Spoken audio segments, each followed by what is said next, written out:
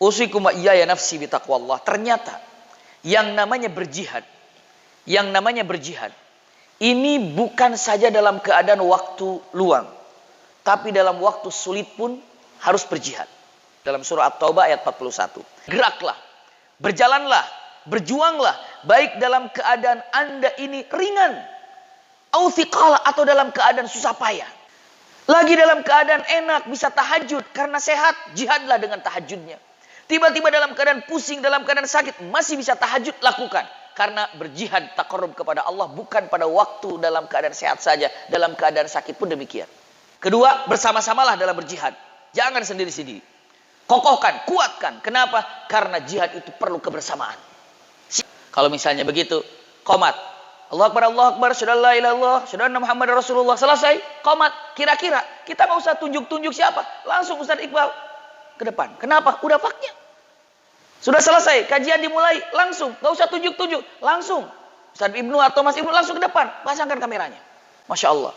Ingat, dalam surah Al-Anfal, kemenangan dalam perjuangan itu bukan dari perorangan. Tapi dari siapa? Allah. Bahkan lebih tajam lagi ada dalam surat At-Taubah ayat 25. Ingat ketika perang Tabuk. Perang Hunain.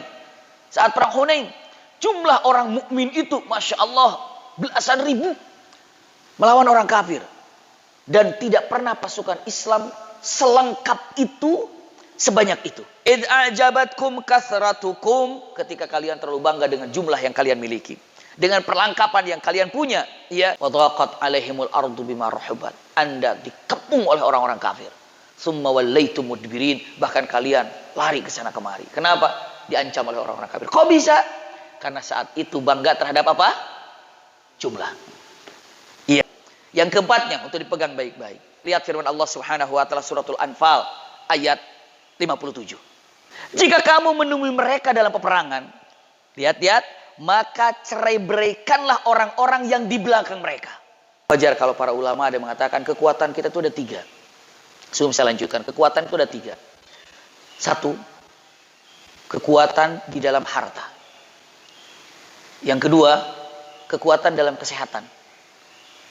Yang ketiga, kekuatan di dalam keyakinan. Jika harta hilang, bagi umat Islam sama sekali tidak berpengaruh. Yang kedua, ketika kesehatan hilang, maka kekuatan itu hilang setengah. Lalu yang ketiga, itu kekuatan keyakinan. Dan apabila keyakinan itu sudah hilang, maka tidak ada lagi kekuatan. Kelima sekarang, suratul Anfal ayat 45. Jika Anda berjumpa dengan musuh seperti itu, fasbutu, kokohlah. Wadhkurullah, artinya apa? Zikir, ibadah kepada Allah perbanyak. Wadhkurullah, dan ingat Allah, perbanyak menyebut nama Allah. Namanya, usikum wa iyaya nafsi bitaqwallah. Ternyata ada beberapa poin. Ati'ullah wa rasulahu. Taatlah kepada Allah dan Rasulnya. Maksud jangan berbuat maksiat. Maksiat itulah yang menjadikan bencana sulit untuk pergi dari bumi ini. Wala tanaza'u, dan ingat ya, janganlah kamu berbantah-bantahan, ribut. Fatafshalu wa tadhhabu rihukum, sehingga Anda terpecah belah, maka hilanglah kekuatan yang kalian miliki. Terus bagaimana caranya agar saya tidak terpecah belah? Jangan bantah-bantahan. Terus bagaimana agar saya tidak main bantah-bantahan? Ikuti Allah dan Rasulnya. Tapi susah. Wasbiru, sabarlah dalam berpegang ini. Punten, berbantah-bantahan itu biasanya saya merasa lebih. Dia di bawah saya. Kesombonganlah ketika orang itu sanggup berbantah-bantahan. Kalau sudah terjadi percikan bantahan-bantahan, apa yang terjadi? Fatafshalu, apa akan menjadi terpisah. Ini golongan, ini golongan, ini golongan, ini golongan. Apa yang terjadi? Wa tadhhabu rihukum. Nggak ada kekuatannya. Tapi persatuan itu akan hancur dan bisa diacak-acak ketika ada sekelompok orang yang sombong ataupun meremehkan orang di sana.